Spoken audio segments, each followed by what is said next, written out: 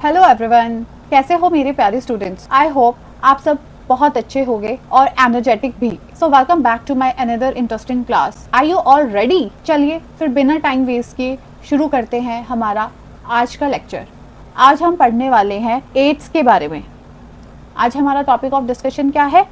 Ads. आज हम समझेंगे आखिर एड्स होता क्या है, HIV क्या होता है, HIV बॉडी में करता क्या है और ये कैसे हमारी बॉडी पे स्प्रेड होता है और ये कैसे हमारे इम्यून सिस्टम को कमजोर करता है। और इस पूरे टॉपिक को नीट और NCERT पॉइंट ऑफ व्यू से समझते हैं। सबसे इम्पोर्टेंट बात, आज के बाद HIV और एड्स को कभी सेम चीज नहीं समझोगे। तो चलिए शुरू करते हैं हमारा आज का टॉपिक एड्स। एड्स के बारे में पढ़ने से पहले हमें ये समझना जरूरी है कि आखिर एड्स होता क्या है।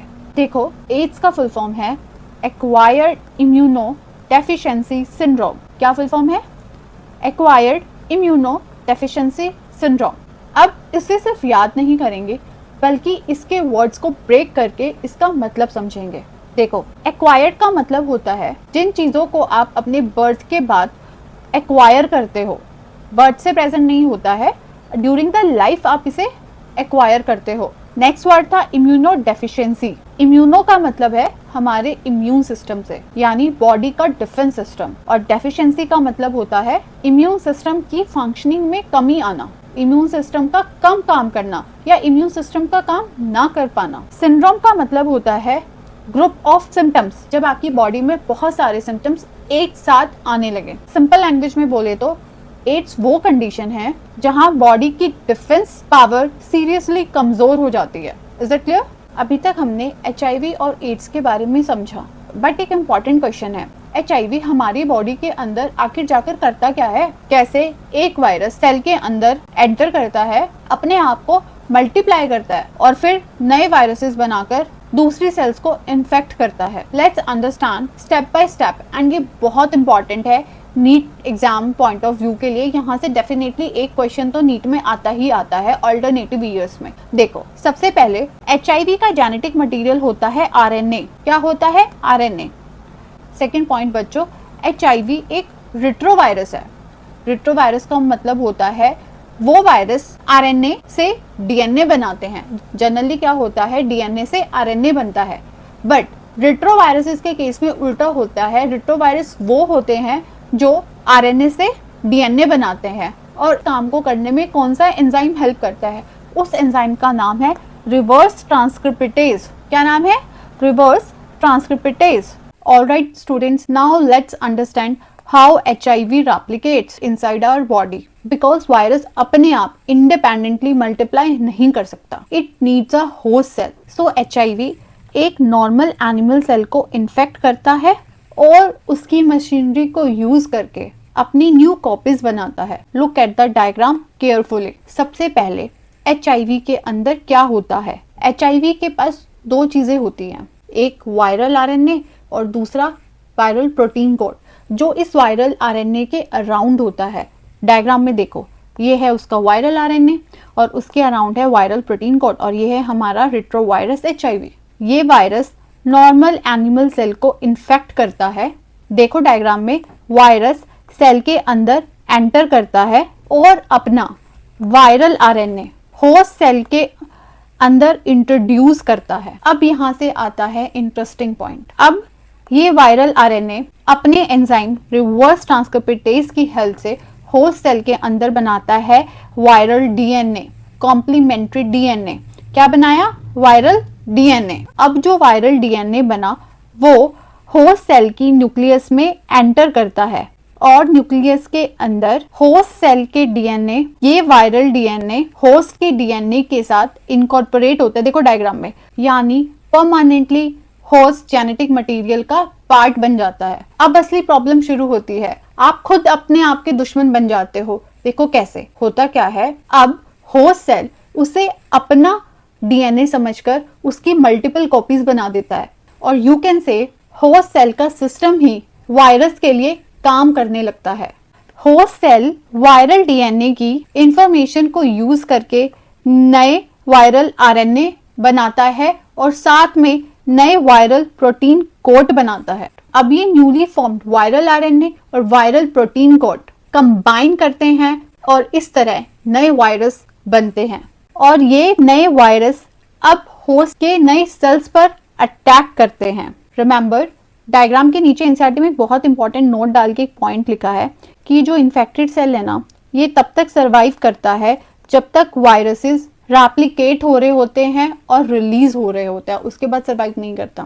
HIV होस्ट सेल के अंदर घुसकर अपने RNA से DNA बनाता है रिवर्स ट्रांसक्रिप्टेज नाम के एंजाइम की हेल्प से, और वो वायरल DNA इनकॉर्पोरेट हो जाता है, इंटीग्रेट हो जाता है होस्ट के जीनोम के साथ, होस्ट के जेनेटिक मटेरियल के साथ। अब होस्ट उसे अपना सामान समझकर उसकी वायरल कॉपीज बना देता है और इस तरीके से नया HIV वायरस बनता है। अपने DNA को होस्ट जीनोम के साथ इंटीग्रेट करता है और फिर होस्ट सेल की मशीनरी को यूज करके नए वायरस पार्टिकल्स बनाता है। सो स्टूडेंट्स, अभी तक हमने जाना कि कैसे HIV सेल को इन्फेक्ट करता है और अपनी मल्टीपल कॉपीज बनाता है और कैसे नए HIV बनाता है। लेकिन ये वायरस बॉडी में एग्जैक्टली क्या करता है, कौन से सेल्स को अटैक करता है, चलिए अब इसको समझेंगे। स्टूडेंट्स, हमारा इम्यून सिस्टम हमें पैथोजेंस के अगेंस्ट हमें प्रोटेक्ट करता है, सबको पता है। इस इम्यून रिस्पॉन्स में एक important cell helper T lymphocyte का रोल होता है।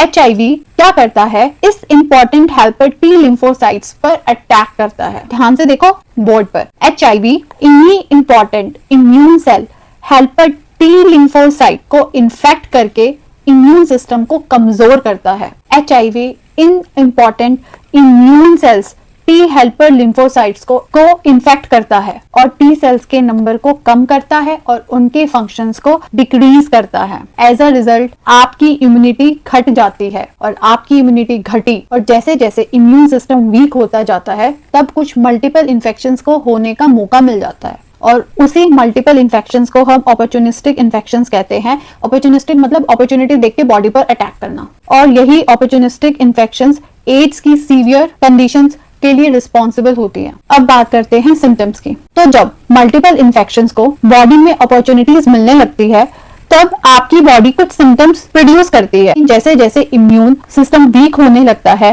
पेशेंट को repeated infections, fever, rapid weight loss और अदर कॉम्प्लिकेशंस हो सकती हैं। नेक्स्ट पॉइंट है बच्चों, आखिर ये HIV कैसे ट्रांसमिट होता है एक पर्सन से दूसरे पर्सन। एनसीईआरटी के अकॉर्डिंग HIV ट्रांसमिट होता है सेक्सुअल कांटेक्ट से। अगर आप इन्फेक्टेड पर्सन के साथ अनप्रोटेक्टेड सेक्सुअल इंटरकोर्स करते हो तो HIV ट्रांसमिशन का एक इंपॉर्टेंट रूट हो सकता है। सेकंड है इन्फेक्टेड ब्लड या ब्लड से रिलेटेड प्रोडक्ट्स, जैसे किसी का ब्लड कंटामिनेटेड हो। अगर HIV इन्फेक्टेड ब्लड को बिना प्रॉपर स्क्रीनिंग के ट्रांसफ्यूज किया जाए तो इन्फेक्शन ट्रांसमिट होती है। थर्ड है contaminated needles and syringes. Contaminated needles या सिरिंजेस को शेयर करने से भी HIV ट्रांसमिट होता है। And fourth route is mother to child. अब आप सोचोगे माँ से बच्चे को कैसे हो सकता है, इसके 3 रूट है। पहला प्रेगनेंसी, प्रेगनेंसी में कैसे, प्लेसेंटा को क्रॉस करके वायरस फीटस में। सेकंड ड्यूरिंग डिलीवरी, डिलीवरी में जब, क्योंकि ड्यूरिंग डिलीवरी ही माँ का और बच्चे का ब्लड कांटेक्ट में आता है। And third is during breast feeding, जब माँ बच्चे को दूध पिला रही होती है, जब एंटीबॉडीज ट्रांसफर होती है माँ से बच्चे को, तो उस टाइम पे भी HIV वायरस माँ से बच्चे में ट्रांसफर हो सकता है। ट्रांसमिशन के एक्चुअल रूट्स तो क्लियर हैं, लेकिन फिर भी सोसाइटी में कुछ मिथ्स हैं और एग्जाम से पहले उन्हें क्लियर करना जरूरी है। मिथ्स कैसे हैं? सबसे पहले एक बात क्लियर कर लो बच्चों, HIV किसी भी इन्फेक्टेड पर्सन को टच करने से नहीं फैलता है, ना ही उस पर्सन को हग करने से स्प्रेड होता है और ना ही उसके साथ बैठने से, उसके साथ क्लासरूम शेयर करने से HIV ट्रांसमिट होता है। सो रिमेंबर, किसी भी कैजुअल कांटेक्ट से HIV ट्रांसमिट नहीं होता है। HIV सिर्फ तब ट्रांसमिट होता है जब आपका बॉडी फ्लूइड किसी भी वे में इन्फेक्टेड पर्सन के बॉडी फ्लूइड के साथ कांटेक्ट में आता है।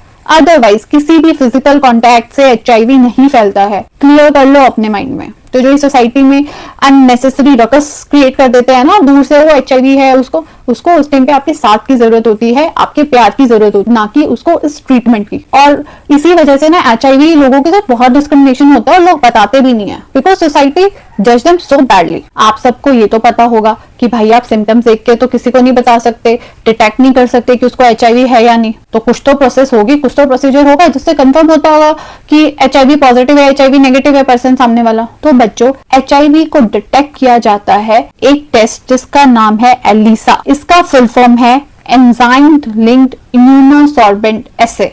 क्या फुल फॉर्म है? फिर से बोलो, बहुत इंपॉर्टेंट है, ध्यान से सुनो। Enzyme linked immunosorbent assay. So remember HIV detection, याद करो एलिसा को. Now let's talk about the treatment of AIDS. देखो बच्चों, एड्स का कोई ट्रीटमेंट नहीं है. Only thing is prevention is better than cure. अब बात करते हैं ट्रीटमेंट की. सब कुछ पढ़ लिया, क्या बीमारी है, बीमारी में क्या होता है, बीमारी में आपके साथ क्या होता है, बीमारी में वायरस क्या काम करता है, सब कुछ पढ़ लिया. को बीमारी को कंफर्म कैसे किया जाता है, कौन कौन से सिम्टम्स आते हैं. नाउ द पॉइंट इज, भाई लास्ट पढ़ रहे हैं, ट्रीटमेंट क्या है एड्स का. द मोस्ट इंपॉर्टेंट पॉइंट, भाई ट्रीटमेंट क्या है एड्स का. लिसन केयरफुली बच्चों, एड्स का कोई क्योर अवेलेबल नहीं है. एड्स का कोई ट्रीटमेंट अवेलेबल नहीं है.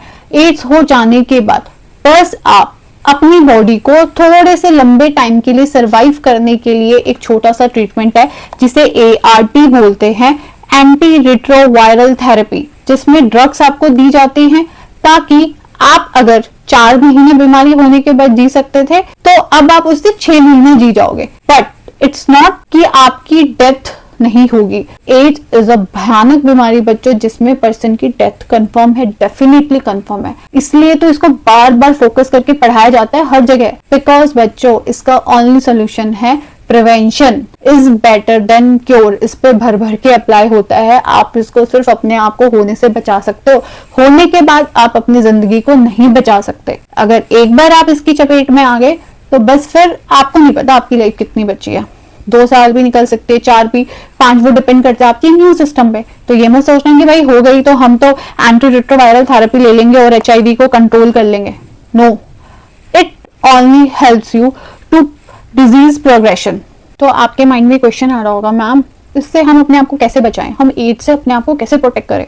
तो सुनो, सबसे पहला इंपॉर्टेंट फैक्टर है अवेयरनेस. अपने आसपास खुद को अवेयर रखो. जब लोगों को सही इंफॉर्मेशन होगी तभी वो मिथ से बच पाएंगे और अपने आप को प्रोटेक्ट कर पाएंगे. सेकंड तरीका है स्क्रीनिंग ब्लड का. स्क्रीनिंग ब्लड यूज करो. ऐसा नहीं है कहीं से भी सस्ता मिला तो चिपका लिया, ले लिया. नो, प्रॉपर स्क्रीनिंग होनी चाहिए ब्लड की ट्रांसफ्यूजन से पहले, लेने से पहले, एक प्रॉपर ऑथराइज प्लेस से. Third is safe and sterile needle. Contaminated needles या सिरिंज, किसी के साथ भी नीडल्स और सिरिंज को शेयर करने से कंप्लीटली अवॉइड करना है. सेफ प्रैक्टिसेस, इसका मतलब है सेक्सुअल इंटरकोर्स मल्टीपल पार्टनर्स के साथ अवॉइड करो, कॉन्डोम्स का यूज करो और एप्रोप्रिएट सेफ प्रैक्टिसेस और रिस्पॉन्सिबल बिहेवियर प्रिवेंशन में इंपॉर्टेंट रोल प्ले करता है. तो चलो एक बार फटाफट आपको रिवाइज करवाती हूँ. AIDS stands for acquired immunodeficiency syndrome. Causative agent is HIV. HIV एक रिट्रोवायरस है. जेनेटिक मटेरियल होता है उसका RNA. टारगेटेड सेल होते हैं HIV के लिए हेल्पर T लिम्फोसाइट्स. उसके अंदर एंजाइम होता है रिवर्स ट्रांसक्रिप्टेज, जिससे वो RNA से DNA बनाता है.